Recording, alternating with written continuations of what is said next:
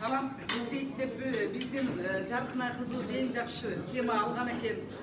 Менимче бул тема бүгүн ишке ашты деп ойлойм. Эми кемчилдиги жок, башталган иш болбойт. Ар бир үй бүлөдө иш баштасаң дагы сөзсүз түрдө үй бүлөдө кемчилик менен баштайт. Үй бүлөдө да ар кандай талаш тартыш болот. Негизинен эне катары, бүгүнкү катышуучу катары мен ыраазычылык билдирем. Эми көч бара-бара түзөлөт. Мүмкүн мындан укмуш жакшы нерселер чыгар. Мына бүгүн жаштар чыгып атат, жакшынака болуп, кимдер чуркап атышат, мына журналисттер жүрөт, телевидение жүрөт. Эми бардыгыңардын ишиңерге ийгилик каалайм. Жалпы жонунан айтканда абдан жакшы өттү деп ойлойм. Анан калган нерсенин бардыгы иште боло турганда нерселер болот.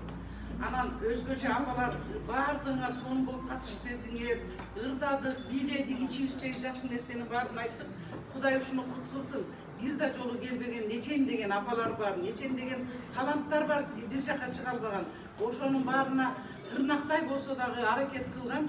Мен ушу Жамбулат Айжаркын экен аты, ушуңузга ыраазычылык билдирем. Мен тааныбайм дагы, башка да кылбайм, бирок кандайдыр бир себептер менен мен да катышууга туура көрдүм. Анан менин тобумду көрдүңүздөр, апалар Акбакай этно-фольклордук топ, ушул топко келип жардам катары дагы өзүбүз дагы келип бир кол кабыш кылып, анан кийин өзүбүз да өнөрүбүздү сиздерге тартуулап кетели дедик.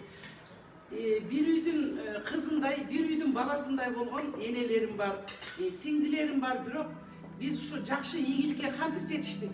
Биз бирибизди бирибиз укканыбыздан, бирдей сөз сүйлөгөнүбүздөн, бирдей ыр жаттаганыбыздан, талапты катуу койгон кезде гана биз ушундай ийгиликке жеттик. Биз бүгүн кыпындай да чекесин көрсөтө алган жокпуз.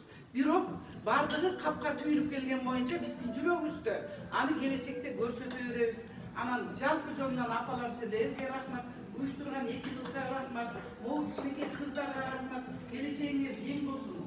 Дайыма жакшылыктын ээси болгула. Ушундай талабы бар адам иш кылат. Жөнөкөй адам кайнанайын аны кылам, кайнанайын деп коет. Анан сага чоң рахмат, чоң кыз. Бүгүн эми кейишиң мүмкүн, кыйналышың мүмкүн, бирок анын баары жакшы иштин башалты деп эсептешиң керек.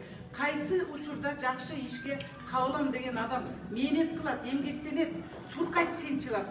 Мына бүгүн чоң рахматыбызды айтып ак батабызды беребизде отурабыз. Жакшы жерге келдик, жакшы эс алдык, жакшы тамактарды ичип атабыз. Адам баласы алдыны көздөй умтулганда гана ийгиликке жетишет. Анан жалпы апалар сиздерге мен ыраазычылык билдирем. Апаларымдын атынан ушундай бирмиңдикте болуңуздар, биргеликте болуңуздар. Биз апалар чындыкка баш ийишибиз керек, чындыкты көздөй басышыбыз керек дайыма. Анан биз ушу ааламды болбосо дагы кыргыз элин көбөйтө алабыз, кыргыз элине жакшылык алып келе алабыз, кыргыз элин ийгиликке жетелей алабыз. Анткени бейишенин таманда апалар баарыңарга ыраазычылык билдирем.